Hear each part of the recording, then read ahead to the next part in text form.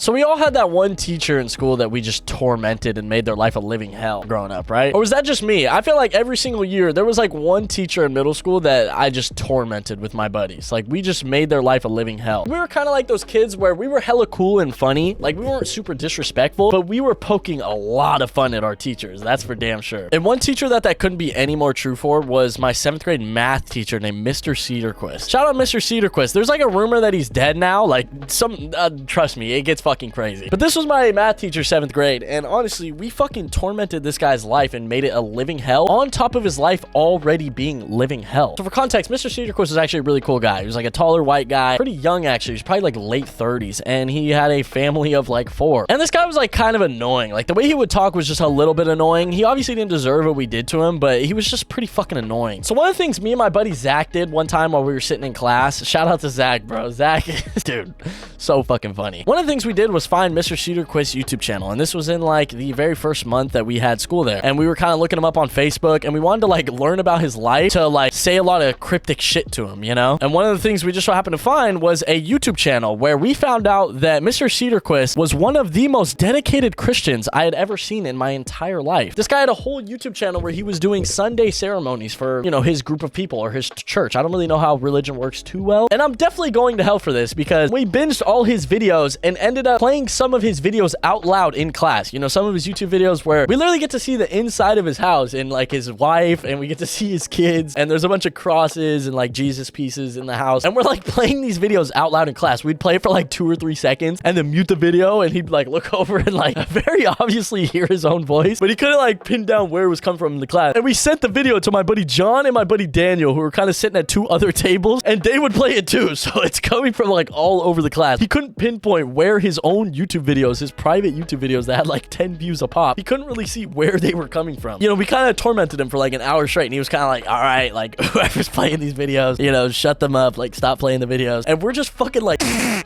like, you know, when you're trying to stop holding your laughter, you're like in class with your buddies. Bro, that's how it was. That's how it was the whole time. And the very next day we walk into class, and he would give high fives to all of his students. Every single morning he stood at the door and he high fived you every single class period. Dedicated teacher, actually genuinely such a good guy. And it was so fucked up the things that we did to him. I'll honestly never truly forgive myself. But the next day we're walking into class, and my buddy John doesn't high five him. Like he goes for the high five and then, oh, too slow to Mr. Cedarquist. Breaks his fucking heart, and he like turns around like this and just kind of like follows John to his seat. And it was like, damn, bro. Like, it was honestly even fucked up for me to see. Like, I had my limits with this shit, bro. Like, things I just wouldn't do to him because it was so fucked up. And then when me and Zach got into the classroom, we went, Mr. Cedarquist, I didn't know you were such a dedicated Christian. Not out of like making fun of him for being religious, more of out of like, I know your secret. Like, I know your personal life. And he was like, what the fuck? Like, he was like, how do you guys know that? How did you guys figure that out? How do you guys know that information? And me and Zach are just like cracking up laughing because this dude, like, we saw all the color leave his face, you know, like he was like traumatized that a couple of his students found out this information about him. And he's like interrogating us. Like, we get down and he comes over to our seats and he's like, how do you guys know that? Like, where did you guys find out that information? And I remember we said like his wife's name. And he was like, what the fuck? How do they know? But all we did was do like a couple of Facebook searches and looked his name up on YouTube. And the funniest thing about this was that over the next week, people were like, bro, do you know Mr. Cedarquist is super religious and he has like a YouTube channel? Like, people were telling me and Zach. And me and Zach like played into it. We were like, no way. Where'd you guys find this information? When we're the ones that fucking did it, you know? Like, we kind of let everyone else like get the butt of the joke. And I remember one time specifically, some guy told us that he found it. Like, he was like, look what I found. I've been showing everybody, bro. Like, I'm the one that found it. And me and Zach are just like, wow, like, what a fucking piece of shit, bro. Those are like the type of people that will like say your joke louder and get all the laughs from it, you know? But anyways, that's besides the point entirely. So we kind of like doxed this guy. We also found his address online and like said his address out loud. And he was like, okay, like, what the fuck is happening? Like, how is this possible? You know, like, how are these kids finding out all this shit about my life? And what sucked is he was much more private after that. Like, he didn't really tell us any stories about his wife. He never really mentioned his daughter anymore. Like, all the personal stories were done after that. Kind of blew it with that. We never got any more personal stories ever again. And honestly, the funniest thing that ever happened with Mr. Cedarquist was the time that he drank a fly out of his water bottle. Yes, we watched our teacher and could have prevented our teacher from drinking a fucking fly out of his Starbucks cup. So, you know, you go to Starbucks, you get a venti ice water, and it's free. You know, they give you free waters. It's honestly a good strategy if you're trying to save money on water. And Mr. Cedarquist had a venti Starbucks water next to his desk that he was, you know, periodically drinking from as the class period was going on. And after a couple times of him drinking from this water bottle, we noticed that one of the times that he put his water bottle down, he kind of turned the cup as he put it down, and there was a weird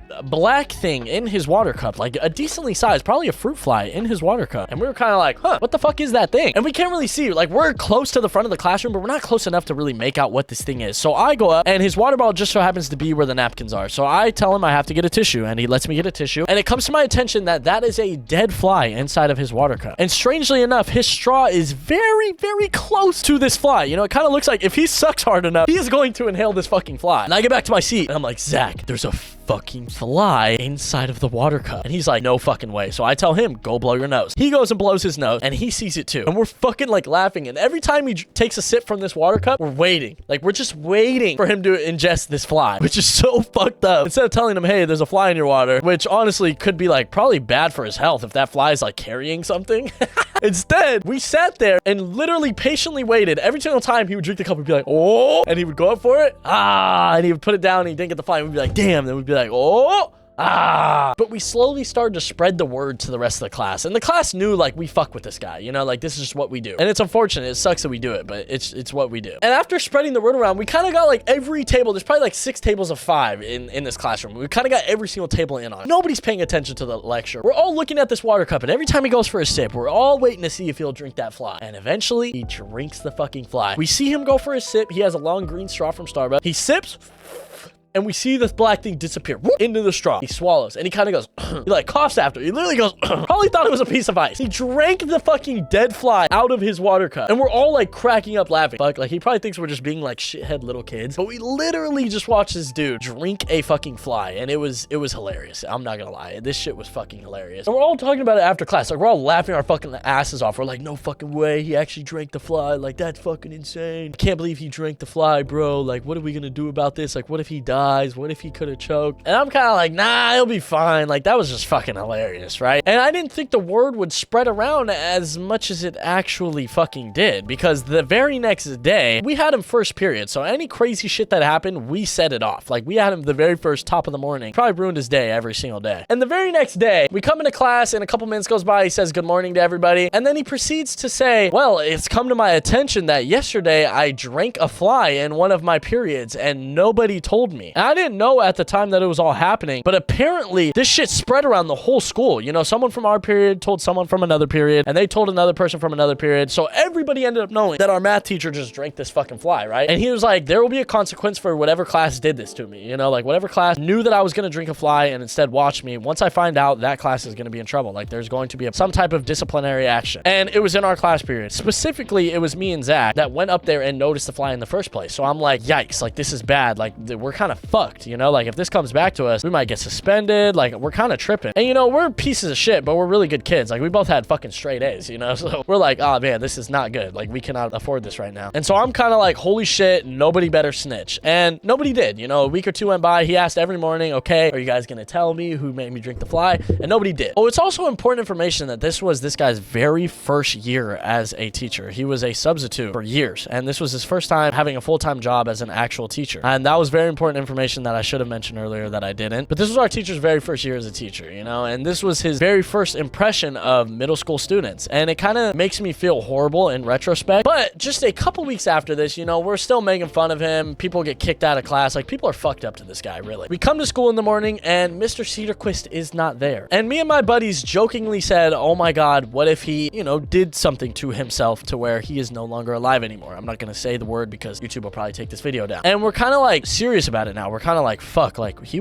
probably would do some shit like that. Like, we tormented this guy. So we like feel really shitty. And there's a substitute teacher there who ironically looked like she could be Zach's grandmother. So we're kind of like, holy shit, what's going on? Like, what is this? But our substitute teacher mentioned that she's going to be here for a very long time. It was going to be a long substitute teacher, and she couldn't disclose the details of Mr. Cedarquist's situation, but that she would be here for a while. You know, it was going to be, he was on a longer term leave. But she mentioned the word accident. She said the accident that happened happen is going to have me being here for a while, which led all of us to believe that what we thought could have happened might have actually fucking happened, which we would have thought was all of our fault. You know, we would have blamed ourselves for this shit, honestly. And then a couple days later, you know, we're kind of still, you know, we're just going about our day, but we're kind of like, damn, this is like really bad, you know? Our principal is in our classroom in the morning. You know, he is the substitute for the day. And we're kind of like, this is a little weird, you know? Why is the principal of the school substituting our class? And then he told us that Mr. Cedarquist got into a fatal car accident and that he was alive and okay, but he was, you know, fucked. He was not going to be coming back to teaching, and he was going to try to make a speedy recovery and get back to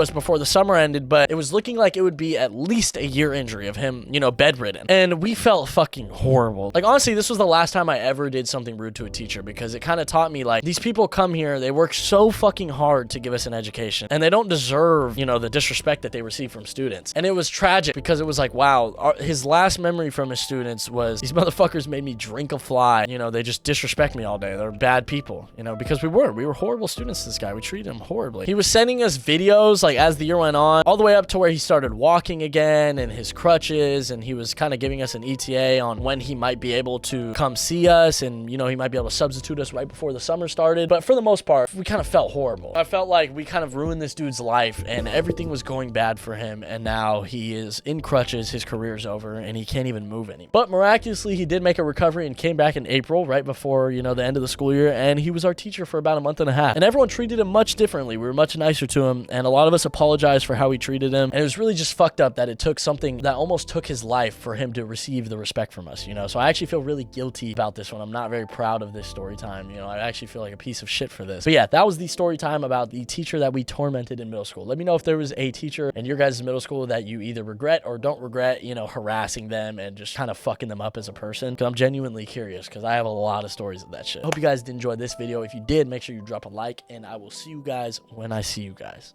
Later.